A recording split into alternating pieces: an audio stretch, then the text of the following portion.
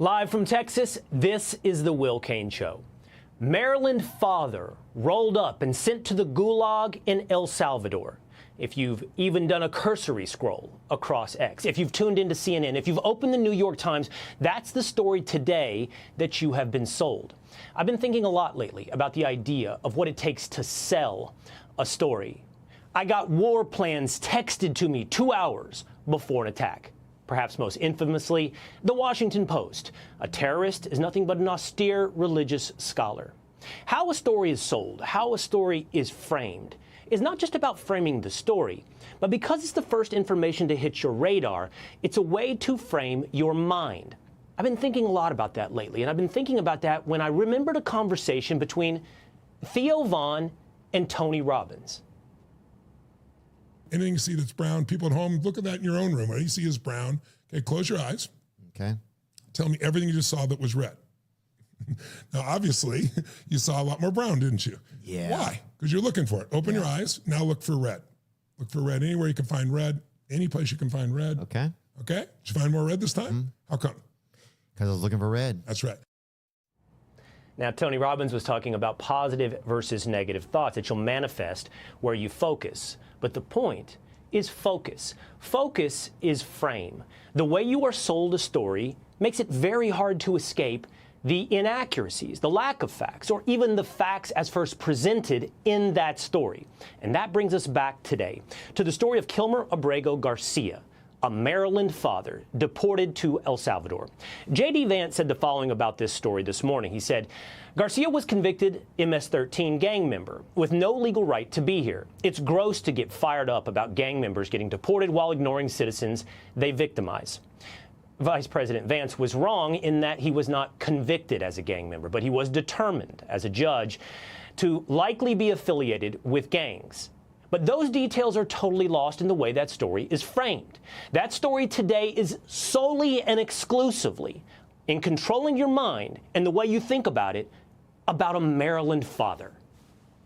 The Trump administration has admitted to mistakenly deporting a Maryland father to a Salvadoran super prison. According to his attorney, Abrego Garcia has no criminal record, is married to a U.S. citizen, and has a 5-year-old disabled child.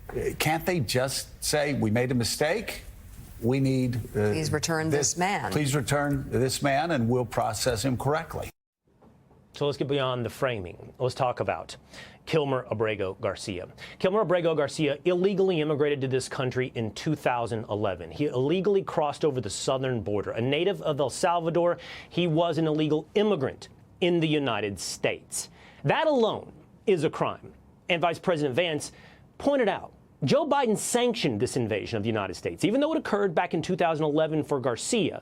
This has been happening to the tune of 20 million illegal aliens in this country over the last several years. And the victims are measured in longer wait times for hospitals, overwhelmed schools, murder victims, and the largely media ignored all of that. The media has determined that the real victims are the gang members we're trying to get out of this country. So what is the story of Garcia? After illegally immigrating to this country in 2011, in 2019, he was rolled up outside of a Home Depot. In his due process, in his immigration hearings, there began to be a debate about whether or not he was a gang member. Was he a member of MS-13? Was he gang affiliated here in the United States? During that court proceeding, those court proceedings, in fact, the judge found as follows. The DHS asserted that the respondent is a verified gang member. The respondent was arrested in the company of other ranking gang members and was confirmed to be a ranking member of the MS-13 gang by a proven and reliable source. Garcia had his due process, and whether or not you can be even convicted as a gang member, it was alleged that he was, in fact, a gang member. But from that point forward, a good 7 years after arriving in the United States illegally, Garcia claimed asylum. He said that if he was returned to El Salvador, he would be tortured, that rival gangs would, and they had in the past, punished his family for their pupusa stand somewhere in El Salvador. The judge bought this and gave him temporary protected status. Now, it's up to you and me, and I don't understand how temporary protected status lasts for something like 6 years in the United States, but it can roll at 6, 12, and 18-month cycles. Apparently, temporary includes the last 6 years of life here in the United States for Garcia.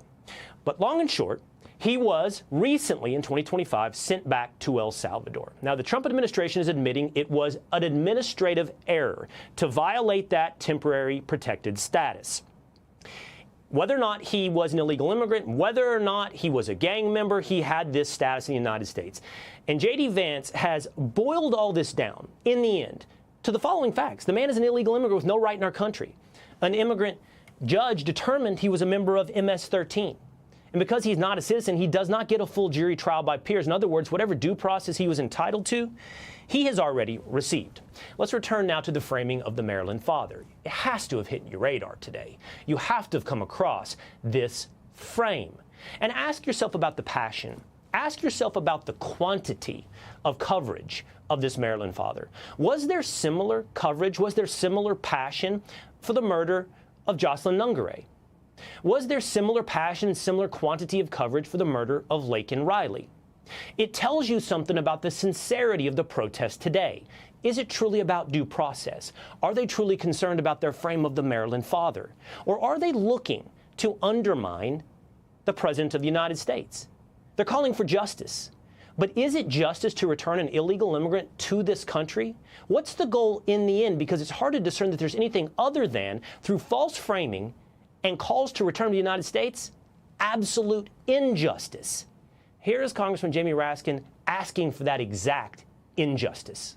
I call on my colleagues right now to call off the campaign to impeach federal judges for doing their jobs. I call on them to demand that the Trump administration comply with all judicial orders while appealing whichever ones they want to appeal, and to demand the return of people unlawfully taken to El Salvador on that so-called plane full of gangbangers. Would it be justice or injustice to return an alleged gang member, a certified illegal immigrant, back to the United States from El Salvador? Hey, Sean Hannity here. Hey, click here to subscribe to Fox News YouTube page and catch our hottest interviews and most compelling analysis. You will not get it anywhere else.